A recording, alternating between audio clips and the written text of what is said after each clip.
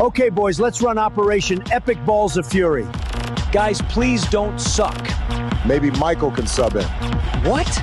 Okay, first up we have the GOAT. Ah! He gets hit in the face! Unbelievable, what a shot! Okay, we got Sleepy Joe up next and eating ice cream. Oh, and he whiffs it! He completely misses the ball! Incredible moves by Fat JD. Here comes the meme legend. Face shot again! Unbelievable! Let's go! Next we have the first gay president. What was that? You know what? I'll just do it myself. Uh-oh, looks like Pretty Boy is mad. Again to the dome! His brain is hanging on for dear life. Freedom is very fragile. It's more fragile when we don't know the truth. You're about to be part of FramersView, where truth is the foundation of every day's program. Join us live every weekday right here on Rumble at 1 p.m. Eastern.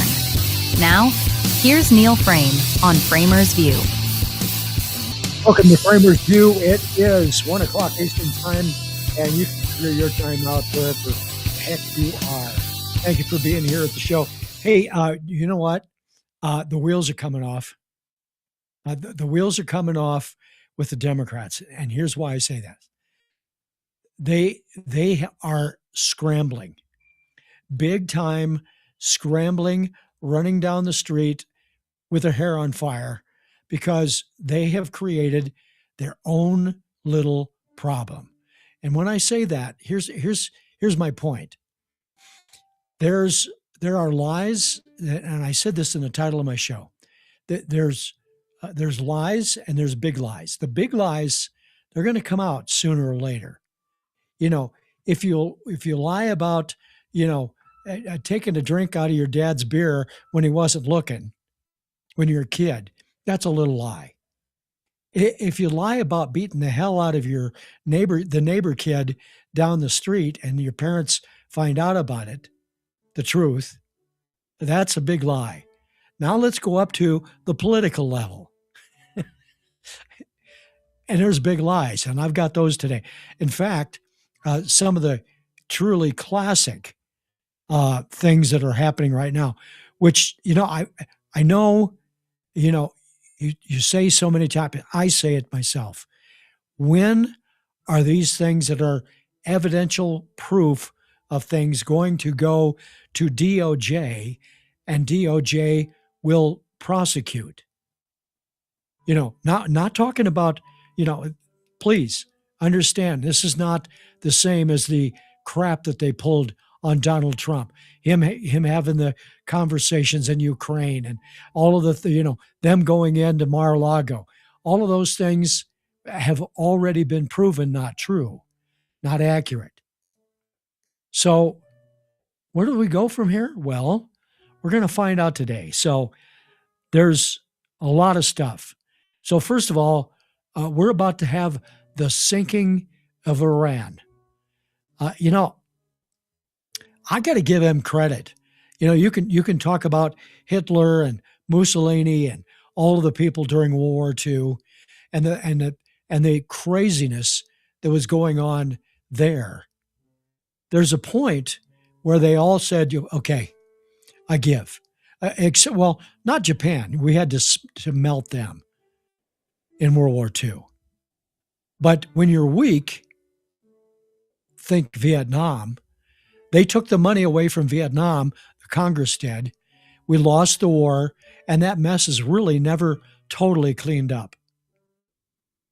Now we have this situation that's going on with Iran, and we've got a tough, strong dude running the administration of this thing called the United States of America. And it's a problem for them. So we'll talk about that a little bit. Jamie Raskin threw up, let's call it protection, cover for Jack Smith back in January. There's some truth coming out. Got some information on that'll blow you away. Some more ICE stuff. Of course, we got to get rid of ICE. We don't need ICE. We don't need police. We don't need the Senate, as we're learning now. We don't need the Constitution. This little simple thing that was written. Can you see that? You don't really need that because we just have to change it all. There's something. Let me make a note here on Article 2, Section 1 about the power should be vested in the president. Let's take that. I just opened that up to page 27 of my little book here. And 4 years, and can do another 4 if he wants to. Oh, he did. And so we have all the power to be able to take care of things, and the investigations that are occurring and the truth that's coming out is fascinating. The SAVE Act, a little more about the SAVE Act, which is the most common sense thing I can possibly imagine.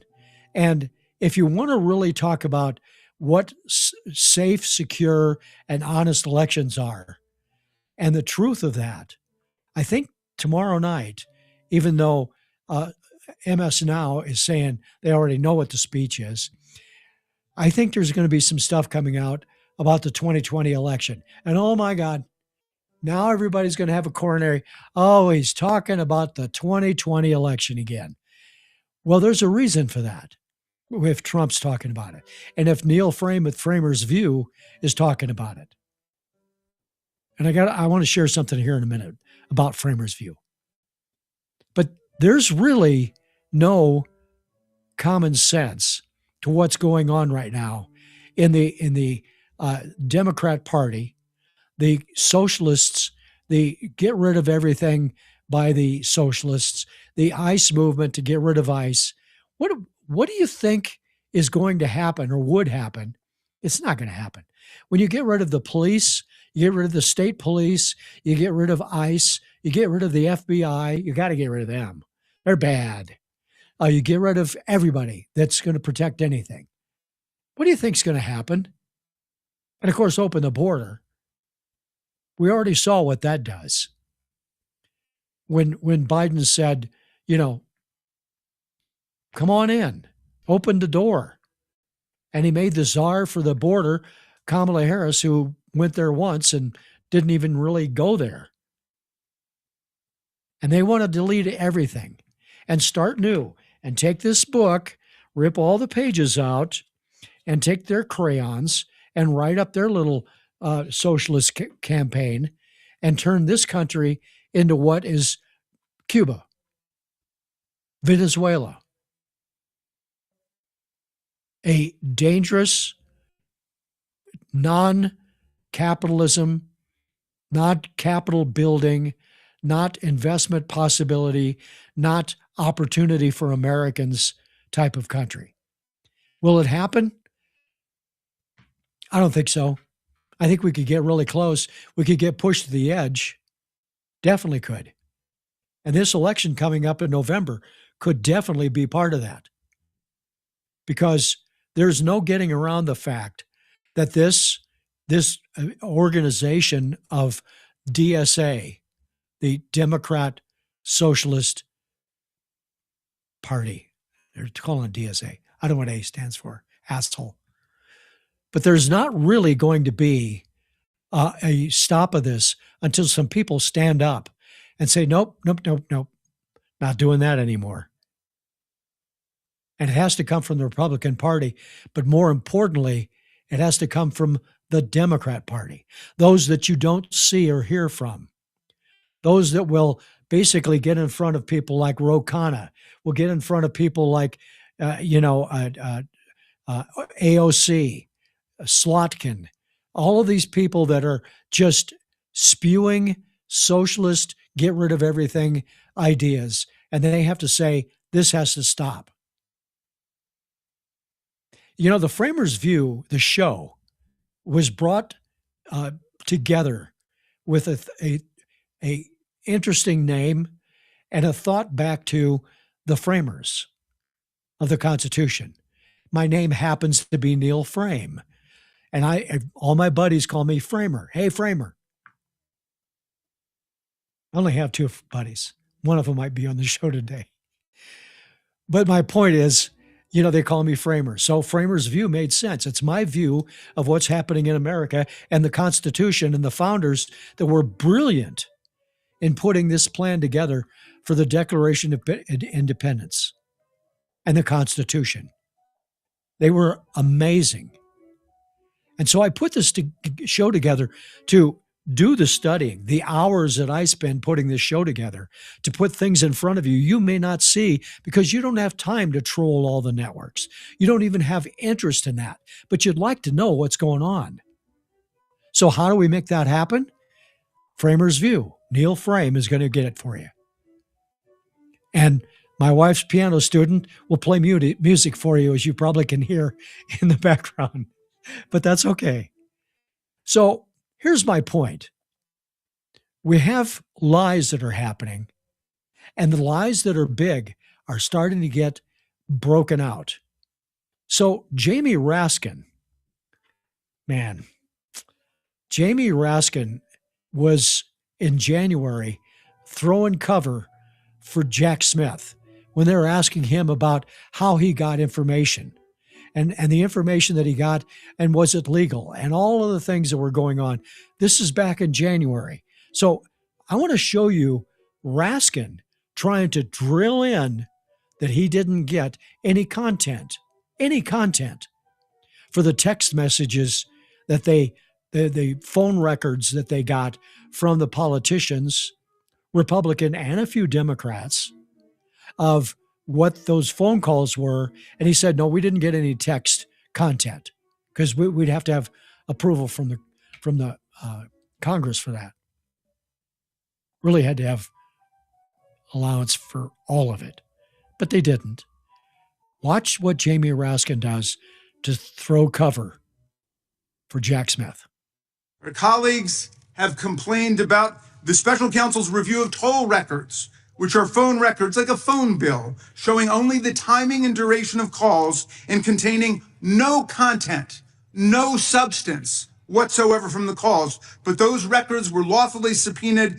The conspiracy that we were investigating, it was relevant to get toll records to understand the scope of that conspiracy, who they were seeking to coerce, who they were seeking to influence, who was seeking to help them. And that's normal investigative practice, right?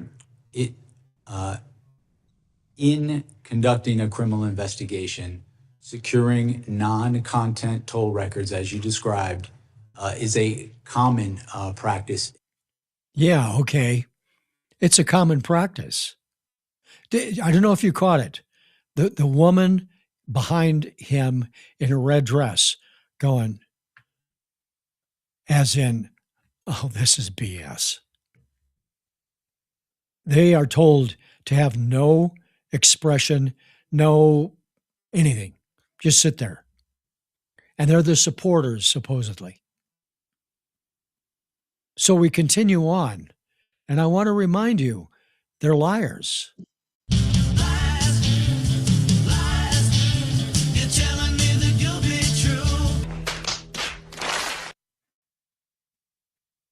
Of the telephone calls or the content relies mostly to text messages. Did you seek a search warrant for the content of any text messages from members?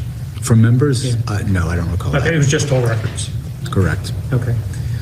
But by not telling the members, by going through this NDO process, they didn't have an opportunity to litigate the speech or debate concerns. That's correct. And that's unfair in our view. I understand your position, and as I said before, we respect the speech or debate clause. I'm aware of no case in the Supreme Court or the DC Circuit that says that getting non-content toll records from a third party violates the speech or debate clause, particularly where, and I think an important point here is these records were not sought to use against members of Congress who are targets. How can I possibly lie and come up with a way to figure out how to say this and not end up in jail? This is a lawyer. Lawyers don't you. Lawyers are trained to have their story, to present their story, their side. That's the way America works, and it's good. You've got the defense and you've got the prosecution. And you tell your story. It may not be the story, especially on the defense side, because they're trying to keep from getting killed, arrested, or put in jail, whatever the case is. In this case, it's a big deal. And this whole thing about the content of the text messages, him saying, well, we only get who the call was to or from and the length of the call, and that's all. That's all. I mean, why are you guys having a problem with this? Is basically what they're saying. And the answer is, and this is a clear answer, the clear answer is that they are finding out now that they did in fact,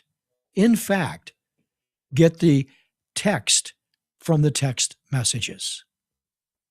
So I asked Grok, did Jack Smith see the content of text messages in his investigation?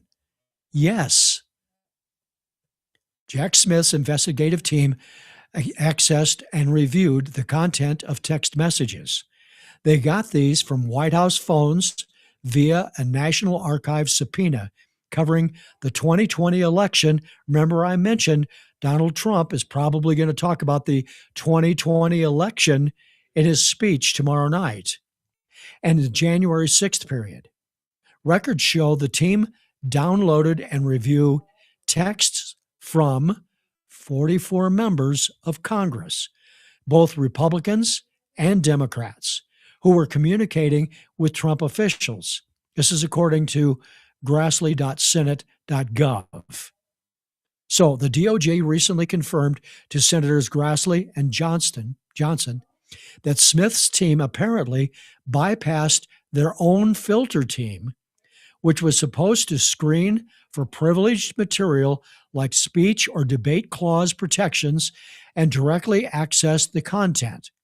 This happened quickly after receiving the files in August of 23.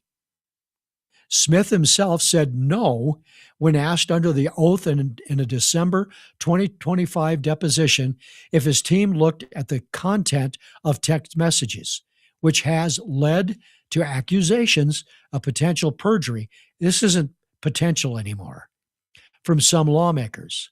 The texts were from government devices, not personal phones. Well, of course, this is truly classic because the personal phone part, of course, they're not using their personal phones when they're doing government business. And part of that government business is what? Well, it's the calls that would be going on these investigations. Pretty simple. Really, really simple. I'm going to take a break here in a second, but we'll get into this a little bit more because as we go along and we find out these lies that have been going on, and this is, like I said, everybody lies. It always happens. I get that. You get that. I get that. We all get that. But the point to this is it perjury? And in this case, yeah, it's probably perjury. And as long as perjury is going on, guess what? We have to stop this. Right? There's some comments that I'm going to cover here in a couple of minutes because I want to include that in the process because it's important. So, I want to talk to you about Rumble Wallet. A lot of people haven't heard about Rumble Wallet. It's something that is really a legitimate idea to be using. So we hear a lot about crypto, but here's the part that most people miss. Crypto was created so you could actually own and control your money. After the 2008 financial crisis, Bitcoin was designed as an alternative to banks. So instead of a bank holding your money, delaying transfers or limiting access, you're in control. And if you've ever had to wait for a transfer to clear, you've felt the problem. Now, fast forward to today, everyone heard of crypto, but getting started still feels complicated. That's exactly why I use Rumble Wallet. It takes all that complexity and makes it simple. Choose what you want: Bitcoin, dollar-backed stablecoins, or even digital gold backed by real gold. No complicated setup. It connects to MoonPay, so you can use your credit card, debit card, or bank and be up and running in minutes. Once you're set up, you can even support your favorite Rumble creators like me directly. So do this now. Scan the QR code that's right there, and it'll describe the download for Rumble Wallet. From there, you can set up your wallet, tap buy, and you're in the game. In just a few minutes, you can go from hearing about crypto to actually owning some. And that can be a big deal advantage for you. Consider it. Rumble Wallet. Thank you, Rumble. So here we are today in a really interesting point of time where everybody that looks at this process of America and pardons and treason and all of the things that occur, including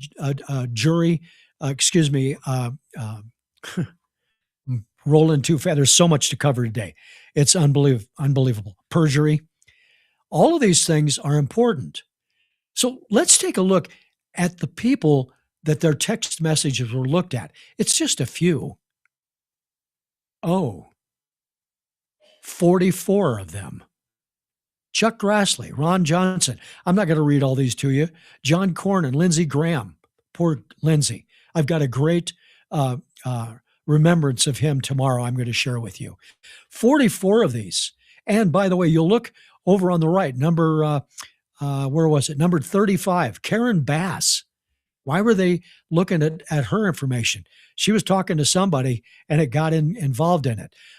Cory Booker, number 7. These people, all of these people had their information, their text messages reviewed. That's what Jack Smith said did not happen under oath in a hearing in the Senate. I don't know how we could pass by this and not have the people of this country see some kind of a prosecution on this. Jack Smith got in as a special prosecutor. He wasn't qualified for that. Joe Biden put him in because he knew Joe Biden and Jack Smith would work together to do whatever Joe Biden wanted in his little group of ilk. That's what happens every day in politics. And I'm not saying it's just Democrats. Republicans do snarky stuff too. But, I try to find dirty, ugly stuff about Republicans and show you that I'm not just going to be that Republican down the line and I'll never tell you. There's not their stuff there. They don't have it. And it's craziness, but that's the way it is. So now you get this whole thing going on with the Maine situation and the Graham Plattner getting out of office and how we're going to put people in office. And the first thing that happens, not the first thing, one of the things that happens is that somebody along the line creates a way to be able to hide everything. Well, right now, what that hide is that they're going to have delegates make a decision on who's going to be the candidate to run for Senate in Maine against Susan Collins. And every state has their laws and rules and regulations, but they don't want a vote. They don't trust voters, can't trust voters. So the first one is a politician that, she's a legitimate politician. She's legitimately, a person that should be able to answer questions, but she doesn't. Take a look at this. suck a cook? Why do you support illegal aliens having CDLs? Why did you call ICE disgusting? You have no comment on that? Why do you want Wisconsin to be a sanctuary city? Do you have no comment? Well, that's a person that just isn't going to answer questions. It's a politician and it's a Democrat, and she doesn't want to be seen on camera. Oh, gee whiz. There she is. Is she 12 years old? Total liberal, not going to answer questions. The CDL thing, by the way, while everybody thinks that's not a big deal, the CDL, the commercial driver's license, and you have to speak English and you have to, they're against that. Why would they be against that? Because they have to get the people that are illegally in here employed so that they can stay here, so that they can vote for that person that you see on the screen and others. And this is common process with these people. Common. Why would we do it? Okay, if you can go through this step-by-step thing in Maine, and they're going to have 600 delegates vote, if they would have stepped up the other day, what was it, Friday or Saturday, when Plattner officially filed the form and was not a candidate any longer, why didn't they immediately set up ballots, say, okay, who wants to get in? Everybody puts their name in. They put their names in. Next thing that happens, get a bio of yourself and a biography of yourself. Get that up there so that we've got that. We're going to put out the ballot. Everybody's going to vote, and one person's going to win. Oh, and by the way, we're going to have a debate in 4 days. They could have done that, but no, they can't do that. And don't tell me you can't get a ballot printed up and get that ready. One of my neighbors is a big paper company guy. I asked him about this. How long does it take to get a ballot? I don't know, just get us the content to create up a PDF and send it over to us. We'll print up whatever many thousands you need. It doesn't take any time. But they're not going to do that. So there's a person right now in Maine that's concerned about how the vote is going to happen to go against Susan Collins. Watch this. McAllister is on the state Democratic committee. He says statute leaves the decision to the party for how to proceed, perhaps with caucuses or conventions. The challenge is they only have a couple of weeks to not only stand up a process, but then eventually select somebody to move forward for November. Not on the committee and not endorsing anyone, Daughtry wants transparency and public input, including debates and town halls. Having them tested and questioned and having to answer directly to voters. Oh, yeah. Having him, answer to voters? Why would we do that? I mean, that seems silly. That seems ridiculous that we would, but that's that Constitution thing again. The elections and voting and citizenship and SAVE Act.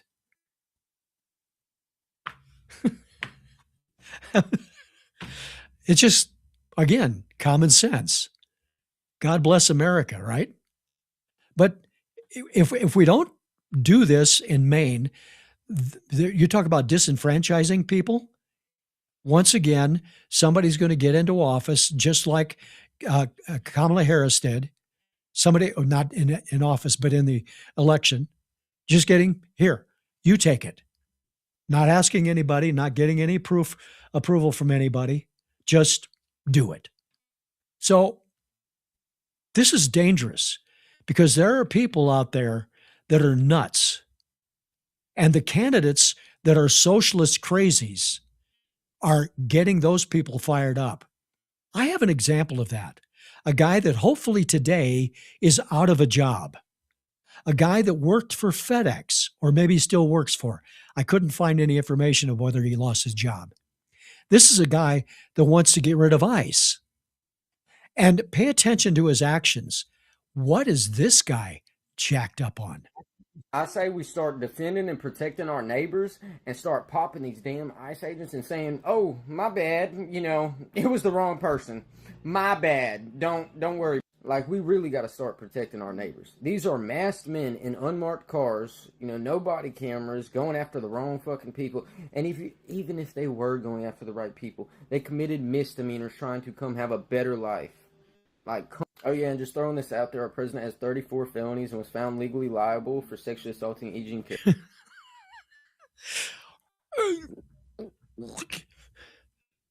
I'm only juiced up, man. I'm okay, man. I got it, man. Get rid of ICE. Those unmarked cars and masked guys. If you're legal, it's not a problem. If you don't take off running when they stop to ask you something, it's not a problem. If you're an illegal and they're looking for you because they have a warrant for your arrest, you've got a problem. It's America. We can't have people that are crazies running around and, talking about getting rid of police and ICE and everything. What do you think is going to happen? I've said it earlier on in the show. What do you think is going to happen when all that goes away? I can tell you this. If you're in a home, when I was living in New York City, this didn't happen to me. This was like 2 stories down. I was in one of the walk-ups. I was up on I think it was 5th floor. It was a long walk. And, I was living upstairs and some stuff happened. Somebody got shot, vaguely heard the noise. Later on, we found out they knew somebody broke in. They got into the bathroom, locked the door to hopefully person wouldn't be able to get to him. They called police. The police didn't get there in time. And they died. Got shot like 5 times. It's pretty sad. But more than it just being, not just, but it being sad, is that the police can't always get there in time. That's why the amendment that allows you to have a weapon, you should have a weapon to protect yourself if something crazy happens, and then hope the police get there. It's a scary world. Scary world. So, Jayapal, this woman is a true example of it's hopeless. She's really, when you get right down to it, when you go crazy with this stuff, it shows. Everybody pays attention to it. And they hear it enough and they go, I don't know. I don't think this is right. I don't think, no. We don't need legal ID? Why? Well, once again, lies, and I'm going to show you the lie because people send me notes and say, hey, you aren't telling the truth. This is a lie. You're making it up. And I always bring evidence. Here's Slotkin from Michigan talking about how proud she is about eliminating the SAVE Act or stopping it.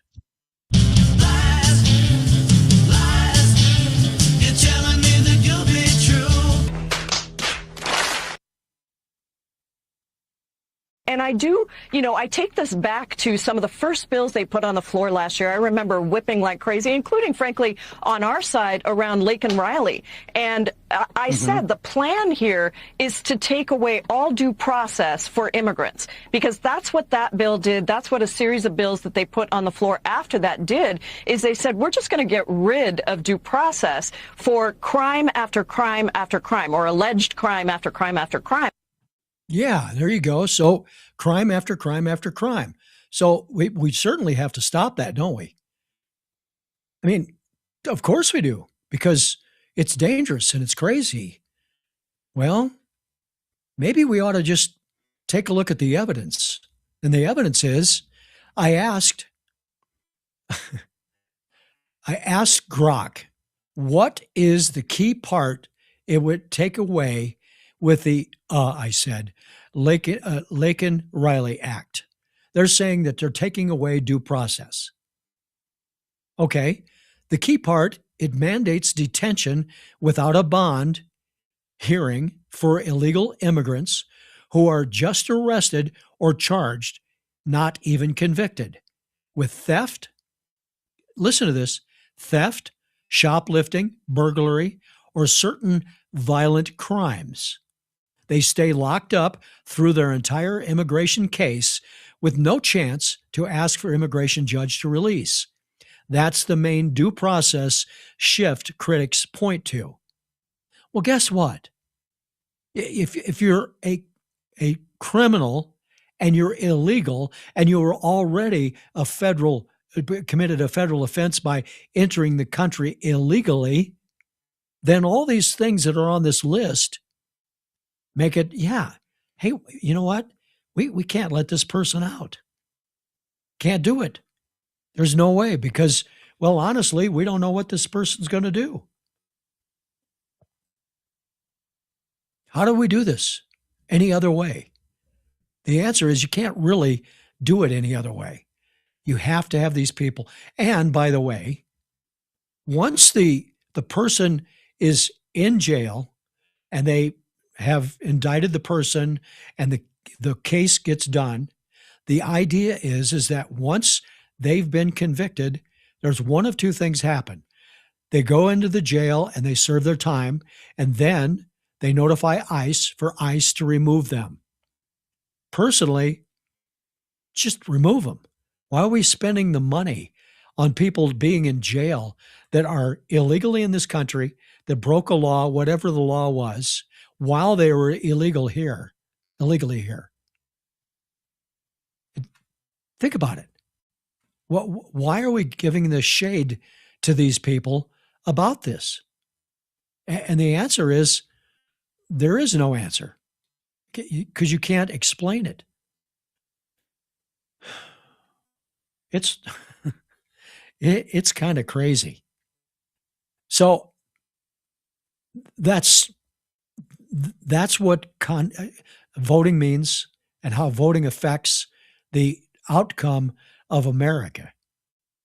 And with the SAVE Act, they keep saying, they're not going to let the Democrat will never win. And I said this yesterday. The reason a Democrat will never win is really simple to understand. The Democrats will never win because if we got rid of 10 million people that are voting, most likely a high percentage at least, for Democrats, they'd have a problem. That's why they've been bringing them in. In most states, the Republican registration is higher than the Democrat. But when you get the illegals in there that have their fake ID, they just walk in with a fake ID and they vote. When that can happen, you've got a real problem. Speaking of real problems, man, the universities and the DEI and the craziness. Watch these answers to these, what we'll call simple questions.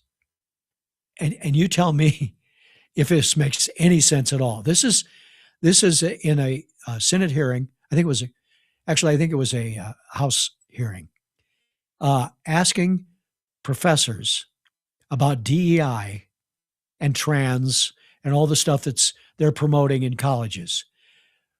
Watch this. It's fascinating. Also troubling, Dr. Benedetti, it appears that DEI has not left UICM.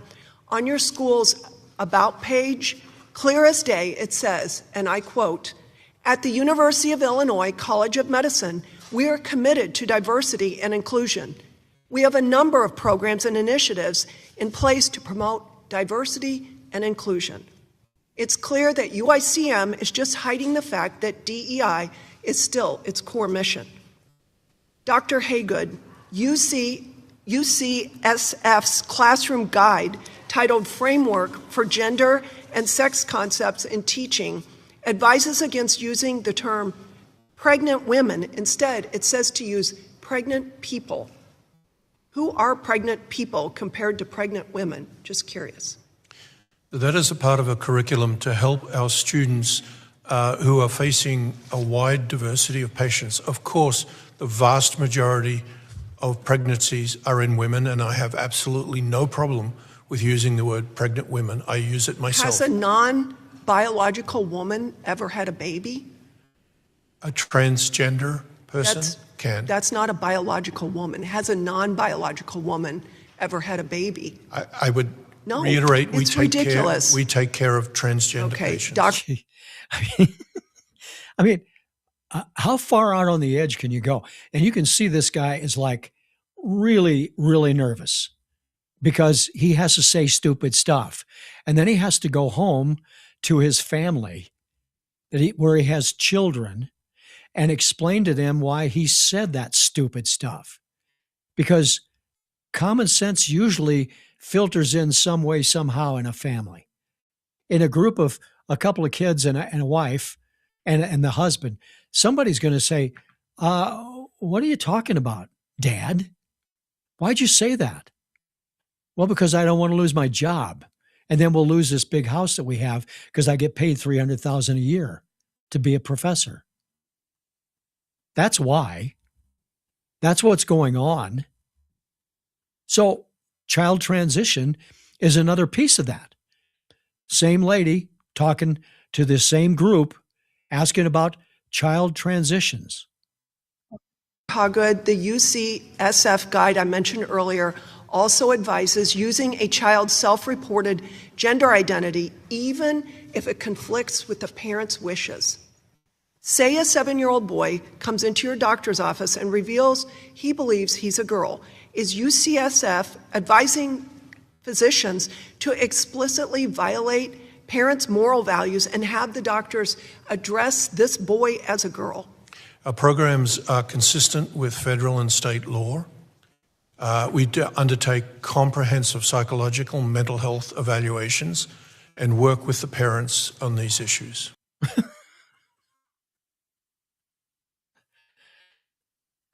And now we're seeing the de-transitioning going on. The young ladies that are transitioning to boys, the young boys that are transitioning to girls, and they're terribly unhappy. They're distraught. They didn't have the support they should have had. They didn't have parents stepping up to the plate and saying, wait, we can't do this. You know, I'd like you to talk to somebody other than us and just explain your feelings and see if we can help you with this. That would make sense. You know, I have a family member that their child thought he was a little girl. He was a boy. And we knew immediately when we went to, what did it used to be called? Build-A-Bear. And the first thing he did was make this little doll bear. And the father, I'll just say that, the father was like, because he had been kind of strange anyway. Well, so then he decides to wear dresses at home and wear mom's shoes and do all those kind of things. And instead of saying, let's help our boy, they encouraged it. They live in California, LA. And they let it happen. And now the father has decided he's a girl. You can't pick your family. You can pick your friends.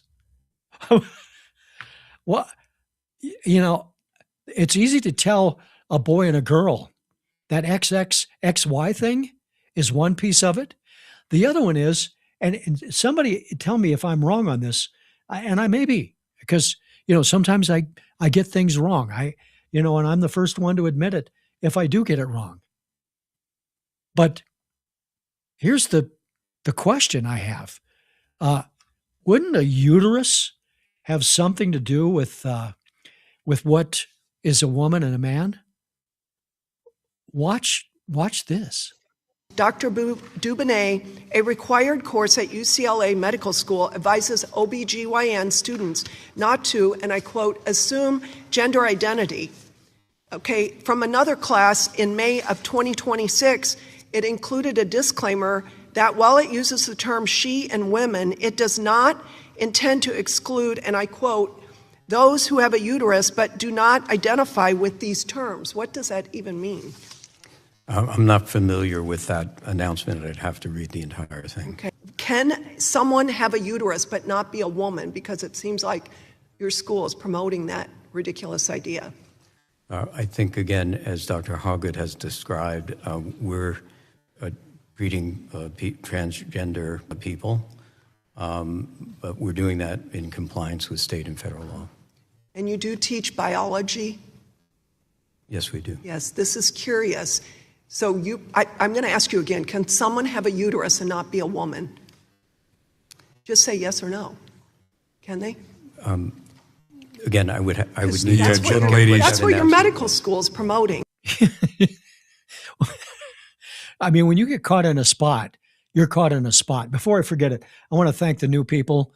I was looking over here on my other screen of the people that have come into the show today. Hey, do me a favor. You're following. I see a number of you said you followed. You know, you can click like. That helps me a lot. Tell your friends. Hell, tell the people you don't like to watch FramersView. Can do what you want. But if you've got a uterus, I know you're a woman. It's simple. It's really simple. And I know that none of my buddies, my guy buddies, have ever had a child. You know, their wife had to do that, or their partner. But it comes out of the girl, doesn't? Guys can't give birth. Just so you know. And just because you dress up differently and have things chopped off, you're not a girl. You're still a guy, or a girl is, so whichever direction. It's confusing. But it's a problem. And when these universities, if I were, I would never be a university president because I push back too hard. But if I were a president of a college, I would say, okay, this has got to stop. DEI is over. First of all, the government said DEI is over. We're going to lose our funding. We can't lose our funding. And this is nonsense. We're giving advantage to people over other people, which is racist and unfair. And we're calling it DEI. That's what I would be saying. And then when some professor says, well, you know, we have to recognize the transition people, you can recognize them, but you don't have to call them, you know, you doesn't have to call me Johnson. You're probably too old to remember that line. But that's where we are today, where they're just letting it go, and they just kind of close their eyes like, oh, God, please have this go away. And it's not going away. Nobody's stopping this. Nobody. But our politicians, our brave politicians who do everything for us, who would take a bullet for us, who are supporting us every day. And like the Supreme Court, they don't need extra security because there is no problem out there. Nobody's being violent or threatening the Supreme Court. But the politicians, they are strong. They are tough, and they're not going to let it happen because nothing's going to get to them. I remember landing under sniper fire. There was supposed to be some kind of a greeting ceremony at the airport, but instead we just ran with our heads down to get into the vehicles. I had the great honor of being arrested with our UN ambassador on the streets of Soweto, trying to get to see him on Robbins Island. Laughing at us, mocking at us, videotaping us. We were detained for about 20 minutes, fearful of our lives. I get threats on my life. And I try not to talk about it. I felt that if this was the journey that my life was taking, that I felt that things were going to be okay. And that, you know, I had fulfilled my purpose. This is, I'm almost speechless.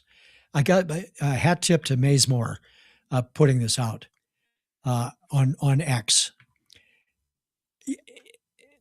This theater, these people, you know, Mom Donnie. I try not to talk about it.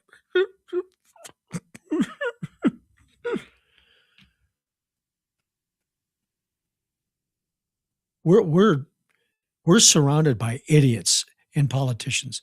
You know why? And this is so true. You get a job as a politician. So think about this. You run for office. First of all, you have to get approved to run for office, except for up in Maine where you just vote the guy in and you don't care who it is. But you have to get approved by the Democratic National Committee, State Committee, or the Republican State Committee, and they vet you and they decide whether you should be a candidate and whether you're accepted or not. That's just the way that works. So when they do that, then you're on the ballot after you go through a primary maybe and you get on the ballot. All you have to do is get on the ballot and win and do one term in office. One. And you get a massive retirement for the rest of your life for serving 2 years or 6 years, whichever side you end up on that you run for. And you get a huge benefit. You get health care, you get your retirement fund, you get it all. And you say to yourself, when you ask, why do these people run for office? The answer is you run for office because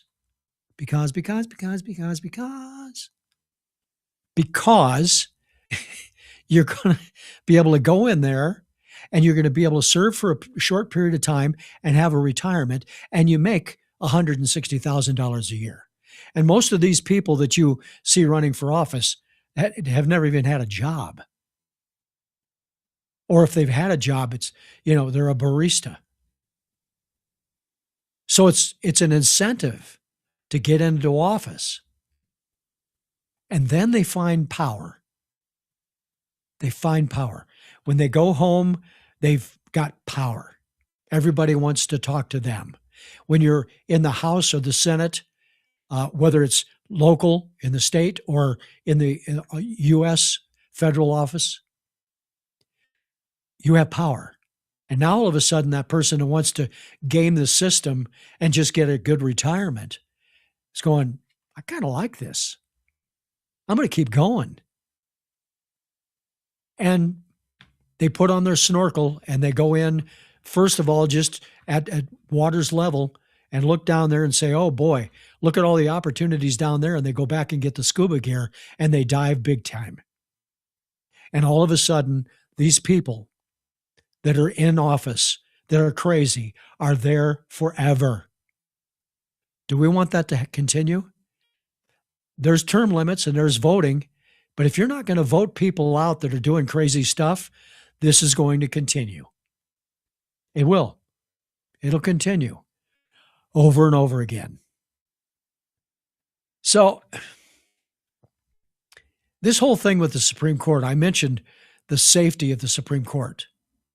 These people are getting threatened. And the interesting part is, statistically, according to the Supreme Court, the conservative Supreme Court justices are the ones that are being threatened the most. Now, why would that be? That would probably be, and I could be wrong here again, that would probably be because the Democrats are the ones that threaten people. And, again, how do you stop this? Well, you got to have more security. But why is this so bad? Why are these people so angry at the Supreme Court when statistically Trump is ruled against more than for on Trump's legal actions? He loses more than he wins. So they want to pack the court, which is crazy. And they want to be able to push this thing out to a point where the Democrats are going to win all the time. Well, I can tell you, we've had a lot of Republicans that have gone in as justices, and guess what? They didn't vote for the Republican side every time because it's about this, the Constitution. They go to whatever the situation is, Article 4. Article 4. Full faith and credit shall be given in each state to the public acts records and judicial proceedings. It's there. So if there's a case about that, they read that. Then they've got Article 1, 2, 3, and 4 on that one. And then they look at it and they read and understand what it is, and they make a decision. And am I going to tell you they always get it right? I don't think they do. I think sometimes they have their own personal opinion pushed into it. And that happens. So Susan Collins had some comments about the safety of the Supreme Court, and she hammers Chuck Schumer. 38% increase in the number of threats, that it is increasingly dangerous to be a Supreme Court justice these days. And it's appalling to me that some of the rhetoric is coming from public officials on both sides of the aisle who should know better than to levy personal and political attacks against the judiciary and the court specifically. For example, a senator stood in front of the Supreme Court building Chuck Schumer and called out 2 members by name, saying that they had released the whirlwind and that they will pay the price.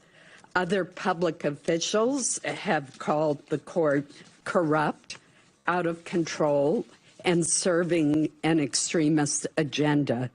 This overheated language, this completely inappropriate rhetoric against the Supreme Court endangers the lives of the justices and erodes public trust in our system of government.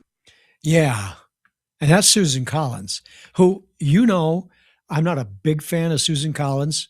She goes against Trump a lot. She does not like Trump. She's probably, I would almost call her slightly left of center as a Republican. But look where she lives.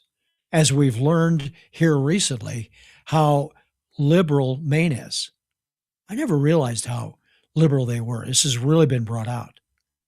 But that's somebody that's trying to stay in office, probably will, because we don't even know who the Democrat candidate is yet. But she will probably stay in office. And good for her to point out, she didn't say Chuck Schumer. I kind of respect her for that. But you know what? Chuck Schumer, when he did that, I watched him doing that, and I thought to myself, did you really threaten the Supreme Court justices? I mean, if it's just a general person, that's insane. To have the leader of the Senate on the Democrat side to make that kind of a comment, to do that in front of the Supreme Court, it's just crazy. It's just nuts. Before I go, I've got a good announcement. You might remember yesterday I shared with you that a bison had attacked an old man. He tried to run away from it. It was horrific, and he was pretty much staying away from the bison. But testosterone, man, when they're in rut, as they call it, when they're in rut, they can be violent and protective. Now, I'll remind you what happened. That man is trying to escape before the animal tosses him 8 feet into the air. So that's what happened. This guy got hit by the bison, just flipped up in the air, looked like 8 to 10 feet into the air, crashed to the ground. He's 70 some years old. Good news is he's okay. He had a few broken bones. I think what I've heard is he had some broken ribs and a broken leg, which is terrible. It's horrific, but he didn't get killed, which thank goodness this bison didn't go over to him where he landed and just stomp the hell out of him. But he had other things to do, the bison did. He's looking for his girlfriend. So thank God he's okay. Well, the good news is he got out of the hospital. He's back on his feet, and he's back at that picnic table. I don't know if you knew there was a picnic table there. And he just had a summit meeting kind of like Obama did with the security guard from the college where they had a beer together. Well, guess what? The old man and the bison got together and they had their meeting. And there they are. They're discussing it. Somebody picked up a picture of that with him sitting there at the table with the bison. I think that's great. They're getting along. Everybody's okay with it. He's okay. He's going to be all right. And the bison, clearly has realized he probably shouldn't have done that. And he'll just go after more furry than that guy. There should be furry all over. And that's the ones he goes after. So congratulations on survival. Hey, thanks for being here today. I'll be back tomorrow at 1:00 Eastern time to give you all the information you need to know because you don't have time to do it. And until tomorrow, rock on. Thanks for your support. Join the FramersView Monday through Friday at 1 p.m. Eastern.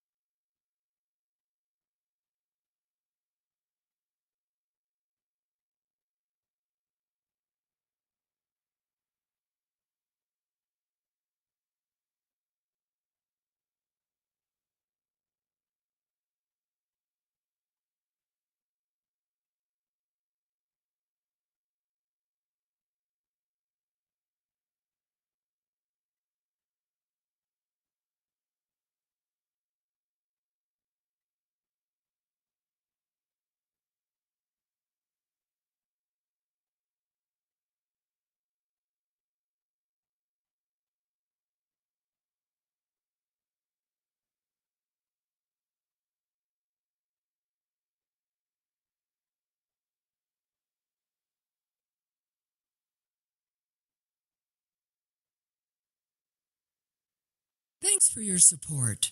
Join the FramersView Monday through Friday at 1 p.m. Eastern.